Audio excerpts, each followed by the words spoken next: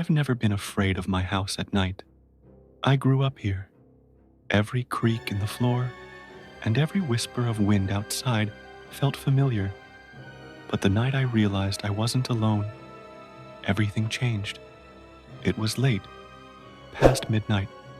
I was lying in bed, scrolling on my phone, when something felt wrong. Not like a noise, just a heavy stillness. It was the kind of silence that didn't belong in a house. I muted the TV that had been playing softly in the background. That's when I heard it. A soft, deliberate sound. Footsteps. Slow, heavy. They weren't the kind that belonged to an old house shifting. They sounded like a person walking across the hardwood floor in my living room. My first thought was that maybe I'd forgotten to lock the door. I do that sometimes when I get home late from work. I told myself it could be the wind pushing against the door, but the sound didn't stop. One step, then another, closer. I could hear the subtle shift of weight in each movement.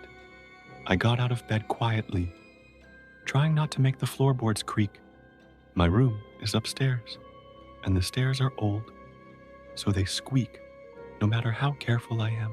I slowly opened my bedroom door and peered into the darkness of the hallway. The house was pitch black. All I could hear was my own breathing and those faint footsteps below. I told myself it had to be my mind playing tricks. Maybe the refrigerator was making sounds again. But deep down, I knew. I could feel someone down there. The air itself felt colder, heavier. A chill ran down my arms as I whispered to myself, "You're just imagining it." But then I heard something that froze me. A voice, low, raspy. It came from the living room. It said my name. I stopped breathing for a second. My heart was pounding so hard, I thought whoever was down there would hear it.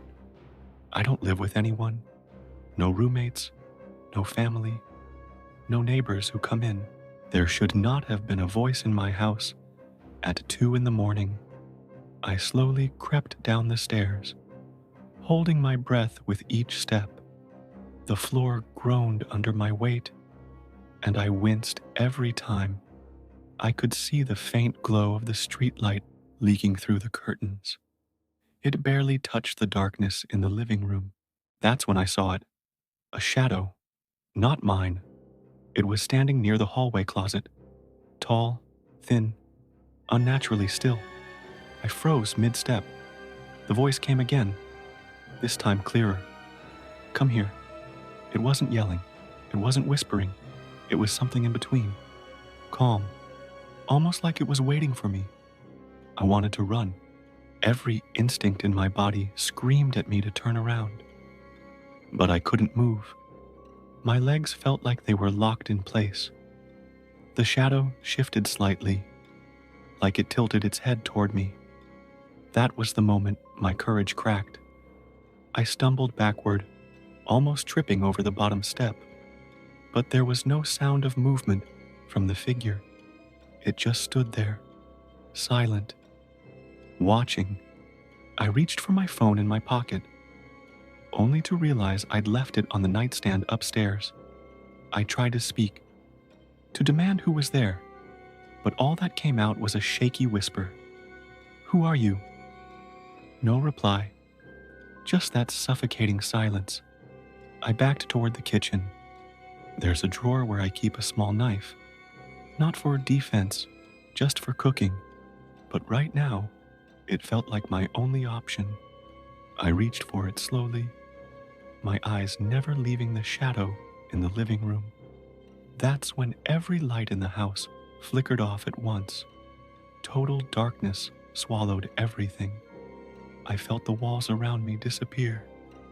The house that I'd known my entire life suddenly felt alien. I could hear the sound again, footsteps, but now they weren't just in the living room. They were behind me. I turned quickly, knife in hand, but saw nothing but darkness. My breath came fast and shaky. I reached for the light switch, but it didn't work. Power outage, or something worse. I took a step back. That's when I heard a whisper against my ear. "I've been here all along." I spun around but saw nothing. The voice wasn't echoing. It was right next to me, inside the house, inside the same air I was breathing. I bolted toward the front door, fumbling with the lock. My hands were shaking so badly I could barely turn it. I finally swung the door open and ran outside into the cold night air. I didn't stop until I was halfway across the street.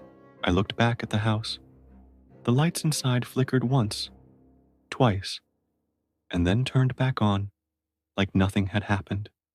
The door I had left wide open was now slowly closing by itself. I called the police. They checked the entire house, every corner, every closet, the attic, the basement. No one, nothing, no forced entry, no footprints, nothing out of place. But I know what I saw, and I know what I heard. I didn't sleep in that house that night. In fact, I still don't stay there alone anymore. Some nights, even when I'm away, my home security camera alerts me at 2 a.m. I'll open the app and see the same thing every time. The living room lights flicker. The hallway closet door slowly opens, and a tall, thin shadow stands, waiting.